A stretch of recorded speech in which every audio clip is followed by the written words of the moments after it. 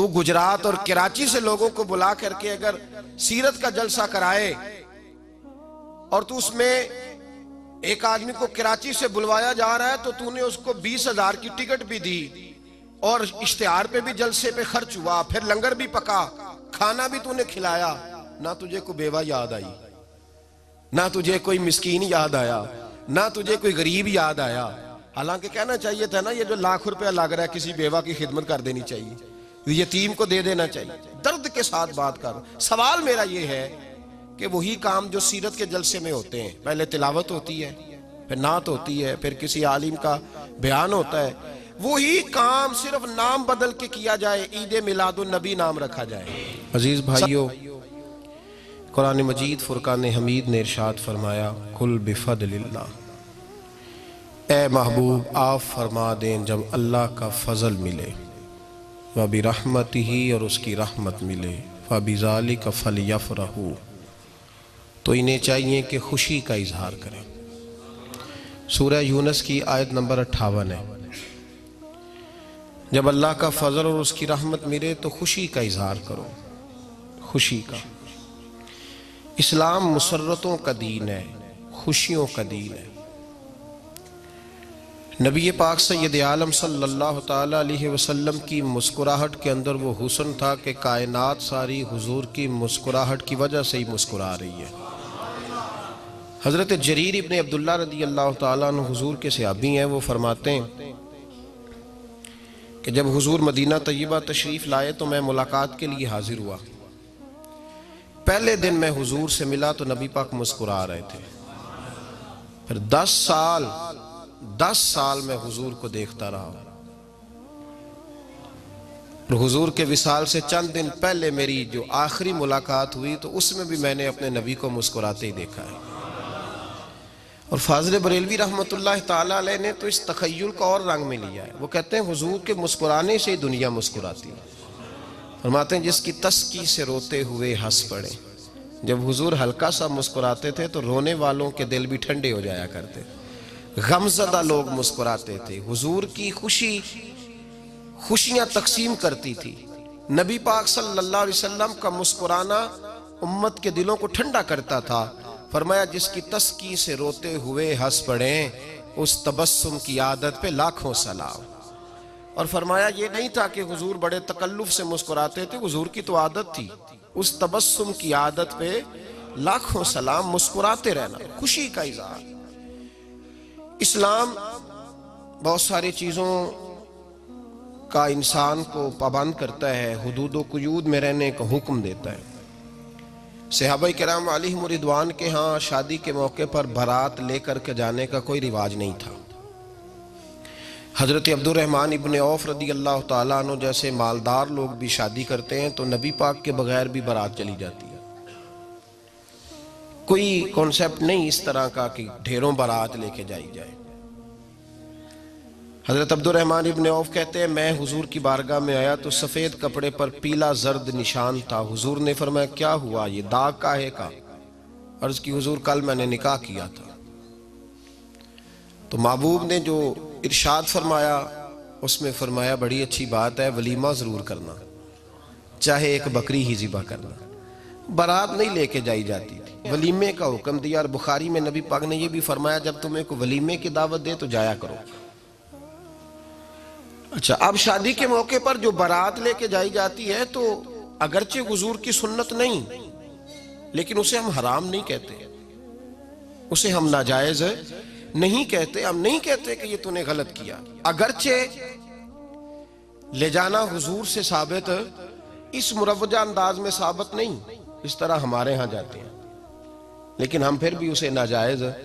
किसी सहाबी ने अपने बच्चे की शादी पर अपने घर में लाइटिंग नहीं कराई, लेकिन आपको दुनिया का कोई आलिम ये फतवा नहीं दे सकता कि लाइटिंग कराना हराम है। आप शादी के मौके पे सारी गली सजा लो, आप सारी छतों पे लाइटिंग करा लो, कोई आदमी ये आपको फतवा नहीं दे सकता कि शादी के मौके पर लाइटिंग कराना जायज नहीं। कभी सुना है आपने किसी से? बोलिए ये जायज है। जायज पैसे हैं तो ठीक, बल्कि मैं इससे आगे बढ़ता हूं, इससे थोड़ा और आगे जाता हूं। हजरत आयशा सिद्दीका रदी अल्लाह ताला अन्हा फरमाती हैं, मेरा जो कमरा था ना जिसमें मैं हुजूर के साथ रहती थी और एक लंबा जिंदगी का अरसा गुजारा, उसमें 3 आदमी सो सकते थे, चौथे के लिए जगह ही नहीं थी और कच्चा था। खजूर के तने खड़े करके उस पर खजूर के पत्तों की छत डाली गई थी। मैं जब हाथ उठाती थी तो मेरा हाथ अपनी छत को छू जाता था। ये है सुन्नत नबी पाक की, ये हुजूर का तरीका है। बताइए पक्के घर में, लेंटर वाले घर में रहना जायज के नाजायज? क्यों जी, हुजूर तो कच्चे मकान में रहते थे, आपने कैसे पक्का बना लिया? अल्लाह की महबूब अली दीन को उसकी असल बात में समझें। आप ऐसा ना करें जिसमें इंतशार और उम्मत तकसीम हो, उसका असल मिजाज देखें। मेहंदी के मौके पे अगर कोई आदमी 6 देगे दाल चावल की पकाता है तो मना नहीं, जायज पैसों से पकाए। उन्हें लाइटिंग लगवाई, कोई मना नहीं। सारे मोहल्ले को खाना खिलाया, कोई मना नहीं। बल्कि नबी पाक ने फरमाया बेहतरीन मुसलमान ही वो है जो सलाम पहले ले और रोटी ज्यादा खिलाए, तो बेहतरीन मुसलमान है। नाजायज क्या है? नाजायज है शादी के मौके पर बैंड बाजा बजाना, उसमें रक्स करना, उसमें भंगड़े डालना, औरतों मर्दों का इख्तलात होना, औरतों की मूवी बनाना, ये चीजें नाजायज है। तो जो नाजायज है उस पर पाबंदी लगाई जाएगी, जो जायज है उसके बारे में ये कहा जाएगा कि भाई एहतियात की जाए, सुन्नत की तरफ देखा जाए तो बेहतर यही है। लेकिन अगर कोई किसी आदमी के पास जायज पैसे हों, वो 100 कनाल के घर में रहे, अगरचे सुन्नत ये नहीं, पर ये तो कोई फतवा नहीं ना दे सकता कि हराम है तेरा 100 कनाल के घर में रहना, क्या है फतवा कहीं आपने सुना? तो हमारे यहाँ तकलीफ का मामला ये है। देखे मेरे भाई, किसी भी सहाबी ने, बड़े दर्द के साथ बात कर रहा हूं और ये मेरा दर्द है, मैं दर्द से अपने दिल को, अपने ईमान को हाजिर नाजर कह के बात कर रहा हूं। उम्मत बट जाती है हर मौके पे यार, हर जगह ही तकसीम हो रही है उम्मत मुस्लिमा। हर रोज कुछ ना कुछ फतवे ऐसे मिल जाते हैं जिसमें दरारें पड़ती हैं। किसी सहाबी ने किसी मस्जिद के अंदर इश्तिहार छपवा के, ऐलान करा के दरसे कुरान कराया है कभी? सीरतुन नबी का जलसा, खत्म बुखारी, मदरसे का दस्तार फजीलत का जलसा, आपने इश्तिहार पढ़े हैं ना? ये सारे मकातिब फिक्र के होते हैं कि नहीं होते? किसी सहाबी ने इस तरह, वो तो रोज दरसे कुरान देते थे, लेकिन इस तरह इश्तिहार छपवा के, पोस्टर लगा के, और मिस्र से किसी सहाबी को स्पेशल बुलवा के या यमन से बुलवा के मस्जिद के अंदर कभी दरसे कुरान के इज्तिमात कराए, सीरतुन नबी के जलसे, खत्म बुखारी के? ओ भाई, ये सारी चीजें हुजूर के सहाबा की सुन्नत से मुरवजा अंदाज में साबित नहीं।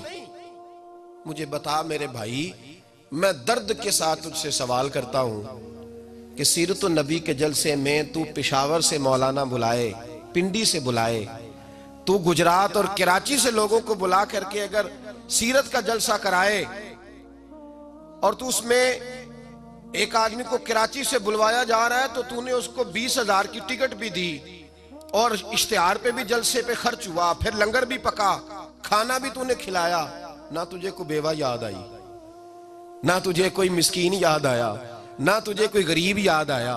हालांकि कहना चाहिए था ना, ये जो लाख रुपया लग रहा है किसी बेवा की खिदमत कर देनी चाहिए, यतीम को दे देना चाहिए। दर्द के साथ बात कर। सवाल मेरा ये है कि वही काम जो सीरत के जलसे में होते हैं, पहले तिलावत होती है, फिर नात होती है, फिर किसी आलिम का बयान होता है, वही काम सिर्फ नाम बदल के किया जाए, ईद मिलादुन नबी नाम रखा जाए सल्लल्लाहु अलैहि वसल्लम। ये मैं आपके ज़हनों पे दस्तक दे रहा हूं, तकरीर नहीं कर रहा, सिर्फ दस्तक दे रहा। ओ भाई देखो, एक आदमी वही काम नाम बदल के करे तो जायज है, और अगर उसमें नबी पाक के मिलाद का नाम रख लिया जाए या नात का नाम रख लिया जाए तो फिर मुझे इजाजत दे, मैं तुझसे सवाल करूं कि सिर्फ तुझे हुजूर की तारीफ पूरी लगती है?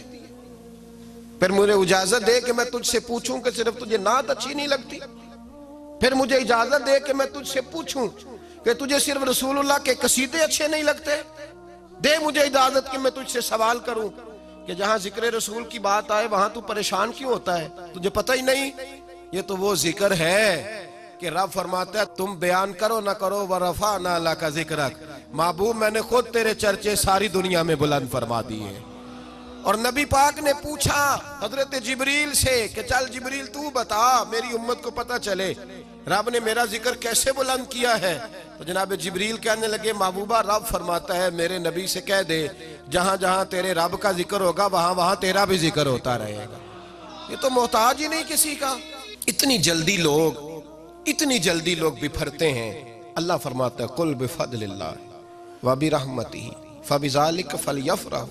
महबूब इनसे कह दो जब अल्लाह का फजल मिले, जब अल्लाह की रहमत मिले तो खुशी मनाओ। तेरा नहीं मुझे पता, मुझे तेरा नहीं पता, लेकिन मुझसे अगर तू पूछे तो कायनात में रब का सबसे बड़ा फजल भी मोहम्मद मुस्तफ़ा ही है और सबसे बड़ी रहमत भी मोहम्मद मुस्तफ़ा ही है। वो दो आलम की रहमत थे, वो जहां चाहते वहीं रहते। ये तो उनकी मेहरबानी है कि ये आलम पसंद आया। रब करीम ने तुझे आंख दी, दुनिया देखी तूने। रब करीम ने तुझे कुव्वत दी, तूने दुनिया घूमी। और फिर रब ने तुझे बेटे दिए तो मीठा मेवा, और बेटियां दी तो तेरे लिए बाइसे करम। तेरी छाती पे बच्चे चढ़े तो तूने कहा सबसे बड़ी नेमत यही है कि मालिक कहता है तू मेरा बंदा था, मैंने देना ही था, तूने दिया, एहसान नहीं जतलाया। लेकिन जब अपना नबी दिया तो कहा मैंने बड़ा एहसान किया तुम पे। लक़द मन्नल्लाहु अलल मुअमिनीना इज़ बअस फ़ीहिम रसूला। मैंने तुम पर एहसान किया है। कौन देता है किसी को महबूब अपना? न जाने रब ने ये कैसे गवारा किया। लक़द मन्नल्लाहु अलल मुअमिनीना इज़ बअस फ़ीहिम रसूला। इतना बड़ा फजल, इतना बड़ा फजल, फजल भी हुजूर। और जब बात रहमत की आई तो फरमाया मोमिनों सिर्फ तुम्हें ही नहीं, ईसाइयों, यहूदियों, सिखों, दुनिया में जितनी मखलूक है, हत्ता के जानवर भी, हत्ता के चूंटियां, निबादात, जिमादात, हर चीज। या अल्लाह तूने क्या दिया? फरमाया वमा अरसलनाका इल्ला रहमतल लिल आलमीन। मैं जिसका रब हूं उन सब के लिए मैंने अपने नबी को रहमत बना के भेज दिया है। बेटे के आने पे तू मिठाई बांटता है, मिलाद वाले दिन तू लाइटें बंद कर लेता है। बेटे के आने पर तू हलवाई बिठाता है, और नबी पाक के नाम की लाइटें लगी हों तो तू परेशान होता है। हमसे कभी पूछ, तुझे बताएं बस नहीं चलता, वरना ताड़े तोड़ के छतों पे लगा दें।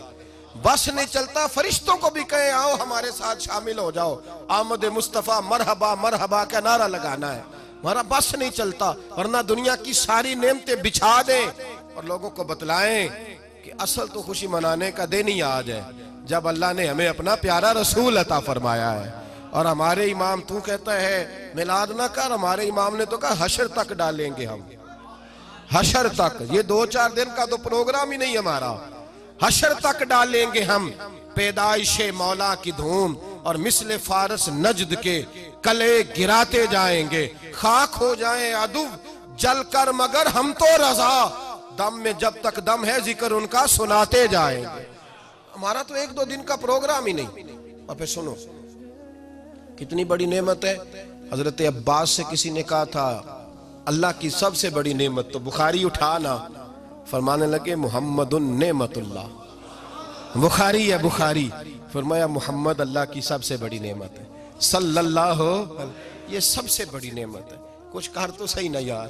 एक मुझे कहने लगा नहीं वो 9 रबीउल अव्वल को आए थे, तो मैंने कहा 9 को मिलाद मनाओ, कोई मसला नहीं, 9 को मिलाद मनाओ, कोई मसला ही नहीं, हम तो सारा साल मनाते हैं, बस 9 को मनाओ ना भाई। कौन कहता है ईद नहीं हम कहते? मैंने कहा चलो जश्न मिलाद कह लिया करो, किसी तरफ आओ तो सही ना भाई, जश्न मिलाद ही कह लो।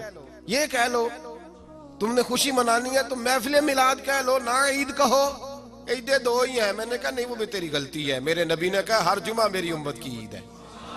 और कुरान पाक पढ़, कुरान पाक पढ़। हजरत ईसा कहते थे या अल्लाह जब तू मन्नो सलवा नाजिल करेगा वो दिन हमारे लिए ईद का दिन होगा। और सियासता पढ़, हजरत उमर कहा करते थे जिस दिन दीन मुकम्मल हुआ यौम अकमलतु लकुम, ये आयतें नाजिल हुई तो फरमाया वो दिन हमारे लिए ईद का दिन था। यहूदी हमें कहते थे कि आयतें हम पे आती तो हम ईद मनाते, ये भी तेरी गलती है कि ईदें 2 ही हैं। रब जब भी किसी को दीद कराए वो ईद का ही दिन होता है, वो ईद का ही दिन होता है भाई। हमारे लिए सबसे बड़ी ईद ये है, इसलिए कि बाकी ईदें इसी ईद का सदका है सल्लल्लाहु ताला अलैहि। तो ईद मिलादुन नबी पे इजहार मुसर्रत करना, खुशी का इजहार करना, खुशी का इजहार करना, ये तो ईमानी तकाजा है, ये तो रूह का तकाजा है, ये तो अंदर उछलता है। शरीयत जितनी हमें इजाजत देती है उतना हम करते हैं। और कोई मिलाद की महफिल में कोई ऐसा काम नहीं होता जो शरीयत से टकराता हो। पहले क्या होता है? तिलावत, मने है कुरान पढ़ना। दूसरा क्या होता है? इतना दर्जा है नात का, अब तो ना नात पढ़ने वाले रहे ना सुनने वाले रहे, दोनों में ही कमी है। और मैं अक्सर कहता हूं नात पढ़ना इतना कमाल नहीं जितना सुनना कमाल है। सुनने वाला कोई होना चाहिए, नात सुनना ज्यादा माना रखती है।